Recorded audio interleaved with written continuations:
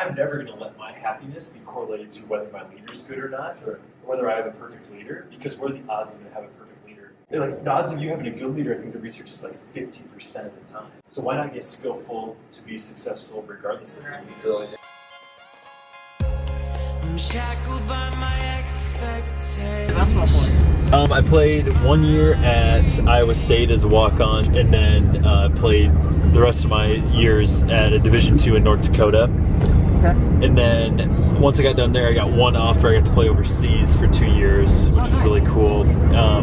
Played, it was like professionally, but they didn't pay me. They paid for my master's, which for what I wanted, it was actually like a jackpot. I feel so fortunate. I got to play for the school team that was there that they were affiliated with, and their pro team, their club. And then, so I'd play both teams, and then they'd cover most of my masters. And then I got to compete against some pretty good talent over there.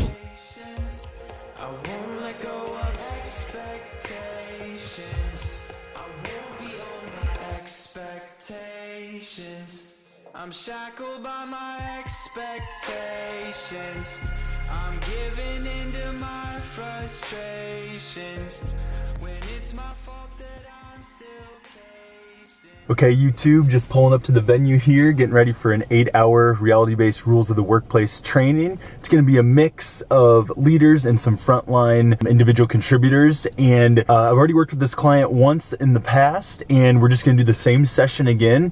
And the best part about reality-based rules with a mixed group like that is we're just talking about the core reality-based philosophy on how you can ditch the drama to open up yourself for more success and happiness at work. How can you have a foundation to really, regardless of your manager, regardless of circumstances, regardless of changing times, still be able to navigate and find success and happiness anyway, and really be able to have some tools and strategies to still, succeed in spite of the fact. Getting ready to head in, gonna get all prepped. Let's do this thing.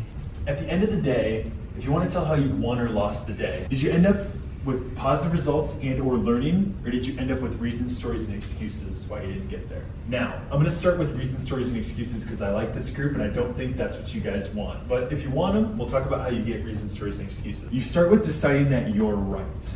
And once you're right, you get righteous and you shut down all learning. Once you're right, someone else has got to be wrong. So we got to go find who's wrong. And that's where blaming comes in.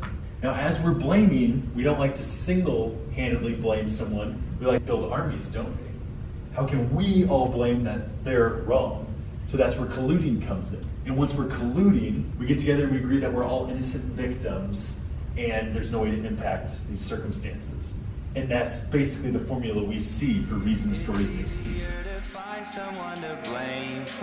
Don't want to leave the West, Phoenix. Good session, smaller group. Got after it, straight core philosophy, did about 40 minutes of Q&A at the end and just went into deeper detail on some of the competencies. And then we talked a bit about just how much stuff we're putting out on social, how we're trying to make drama politically incorrect. And I always joke in my sessions that if you have drama in your workplace, it's because you want it, because we're putting out so much content on my channels, on Instagram, Facebook, Snapchat, YouTube, and on Sai's channels. So at Sai Wakeman, be sure to check it out. We'll help you have all the ways you need to make drama politically incorrect in your organization. And what I love about speaking and what I do is that you come in and you never know what to expect. Like I had planned for a session with a certain amount of numbers, and then when you show up and they kind of change on you, just like in an organization, we need to be adaptable to change as well. I mean, practice what we preach. And so I like when that actually happens with a little bit of adversity, whether it be having to switch up the way I get input from the audience if the internet's not working, or if the room's not set up quite for the right activities. It's always fun to get that extra challenge. Guys, that does it for another episode of Keynoted. You know the deal. If you like this thing, give it a thumbs up. If you didn't, leave me a comment and let me know what I can do to improve it. I hope you are loving some of these vlogs because I think it was another good day. And let's keep ditching the drama.